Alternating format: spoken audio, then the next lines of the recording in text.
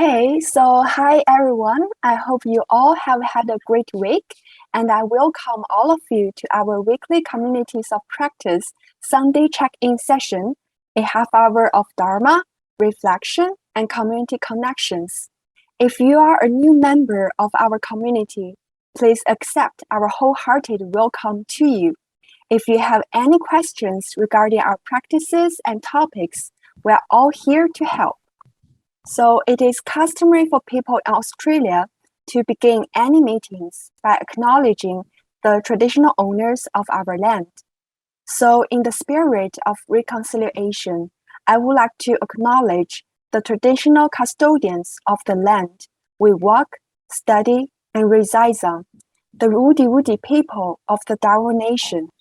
I pay my respects to their elders past and present, and to all Aboriginal and Torres Strait Islander peoples of today. And I also pay my respects to the traditional custodians of the various lands on which you all are. The check-in sessions has been developed by our Communities of Practice team and the entire community. The purpose of this session is to develop a reflective practice in response to changes. Guided by humanistic Buddhism, we would like to cultivate our practices and to build memorable friendships. So thanks for the suggestion from Stephen and Warren. This new year, we put an overarching purpose for the first half-year sessions. Apart from the weekly topics, we would like to invite you to ponder how we can connect our discussions and reflections to our daily lives. So connecting with Venerable Jiuwei's sharing of From Baby to the Buddha, Dr. Jonathan Page this week, with his touching turning point story, will help us gain a deeper understanding of Bodhicitta. So now let's welcome Dr. Jonathan Page. Well, thank you very much, Yejun, and thanks everybody for being here. I'm going to talk about my turning point. I've titled it Bodhicitta Rides a Bicycle. So many years ago, a rudimentary banquet had begun in the dining room of the Days Inn just north of Seattle on the Pacific coast of Washington State, USA. I sat with friends from past bicycle rides. We were about to ride across the USA to Boston, 5,600 kilometers in 30 days. We were all on our private spiritual quests. Thus, I barely saw the quiet, slender younger woman sitting alone across the vast circular table, which was laden with a sumptuous feast. Through the rowdy cacophony, I barely heard her mention her husband to another woman, but the sorrowful tone caught my ear. My focused attention, however, remained with my friends. The slender one began her ride with other cyclists from her home state of New York. After 3 days of riding, now in the little town of Grand Coulee, I was walking to dinner when the slender one joined me. She smiled and said, "I hear that you're an oncologist." Later, the restaurant became quiet and darkened. A streetlight flickered outside. I was alone at a table with the sad one. She moved closer with her gaze fixed on my face. I looked deep into her eyes. She told me of her beloved husband's long battle with a rare cancer the year before. They had no children. Finally, with just days to live, he was able to return to the comfort of their home, to die peacefully. The grief-stricken one cared for him alone, even during the final hours of his coma. She was weeping now, but attentive to each detail, careful to tell me the full account. I listened in awe, quite transfixed. The following day, at a brief rest stop in a dusty rural hamlet, I thanked the sad one for sharing her story with me. She seemed a little less burdened.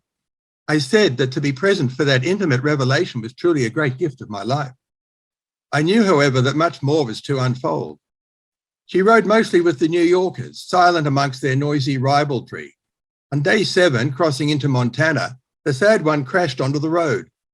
Later, she sought me out to report the CT scan findings, a possible facial fracture. With disappointment, she did not ride on day 8 and flew home from Missoula.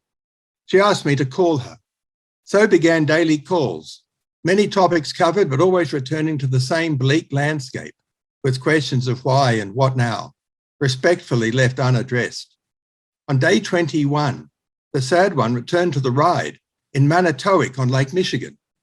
She was now a little more joyful and spontaneous, even laughing heartily at times, but still with moments of despair. I recalled the Bodhicitta of Shantideva, emphasizing the perfection of patience, the value of tranquil meditation, the importance of precious bodhicitta, and ultimately to exchange self for the other. On the ride, the sad one now accompanied me every day. On one balmy, shorter day, we meditated under a tree, one hand on the heart, just allowing thoughts, images, and emotions to arise in the moment, honoring each.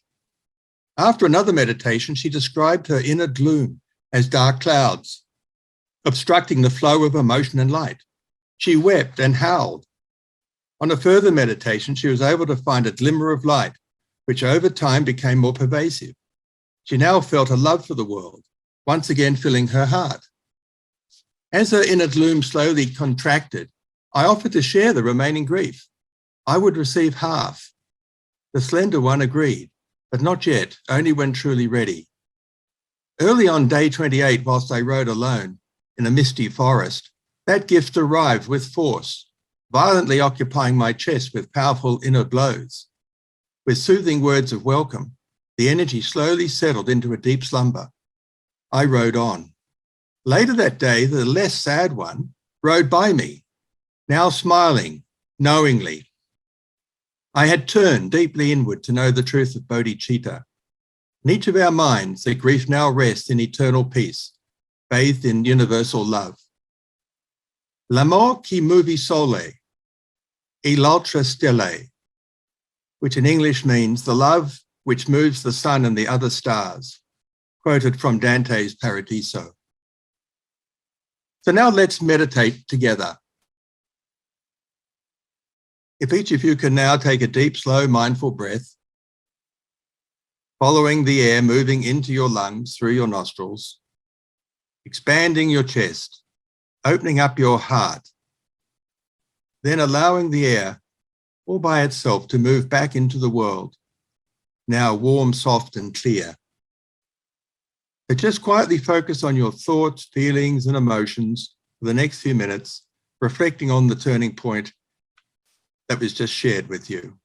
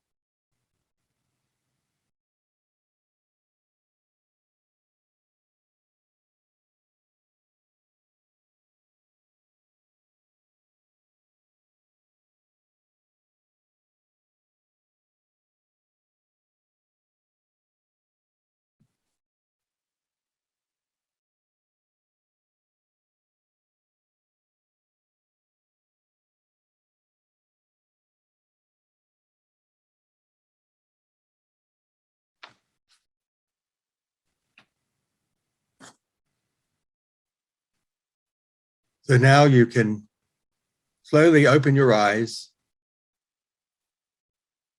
take another mindful breath, and return to the space around you.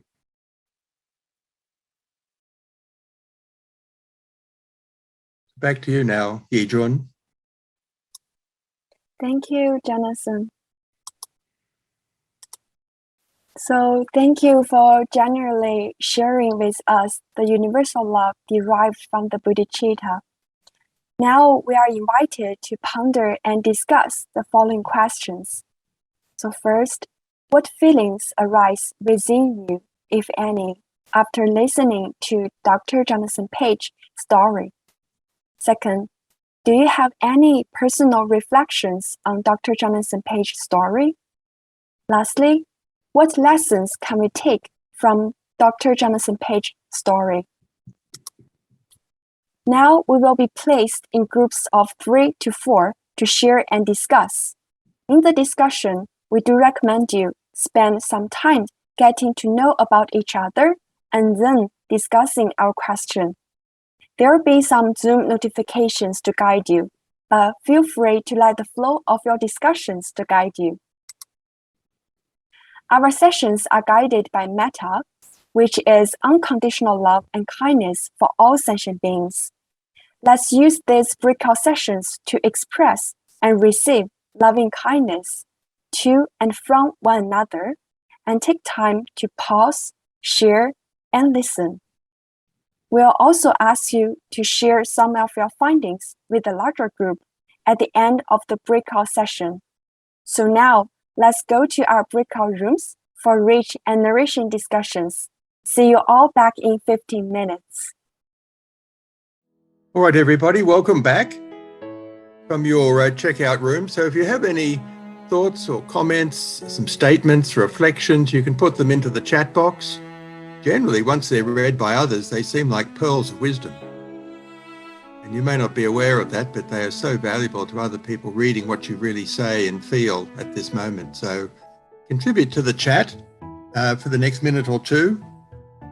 Oh yeah, Peter, yes, the wisdom of patience. Yeah, that's a big topic, I think, that one. We can talk about that. And the need for sharing. We were talking in my group about sharing and being present, and the need for time.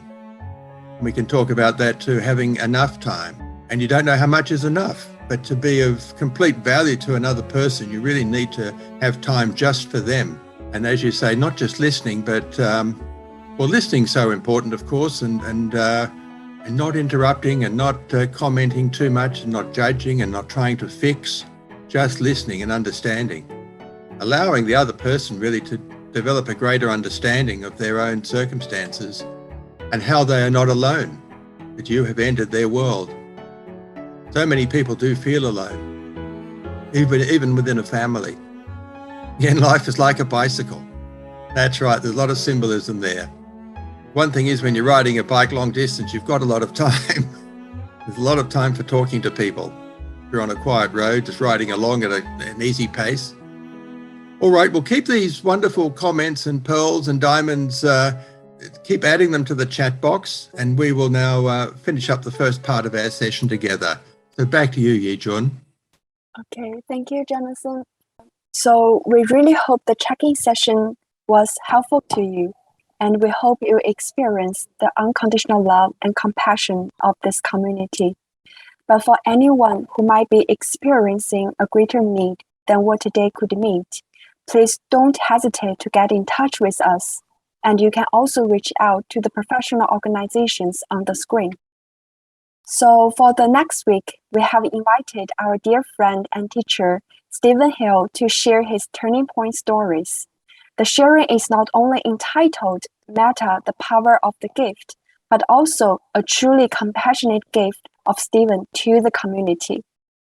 So as we check out today, let's recite the dedication merits together to send love and compassion to whoever in need. Let us now dedicate the goodness of what you have done to all living beings. May kindness, compassion, joy, and equanimity pervade all worlds. May we cherish and build affinities to benefit all beings. May Chan, Pure Land, and precepts inspire equality and patience. May our gratitude and humility give rise to great vows.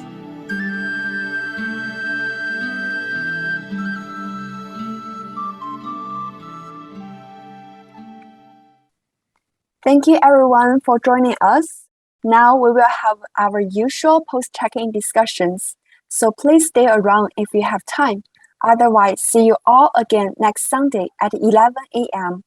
So let's cherish each encounter as an opportunity to uncover and cultivate the Bodhicitta.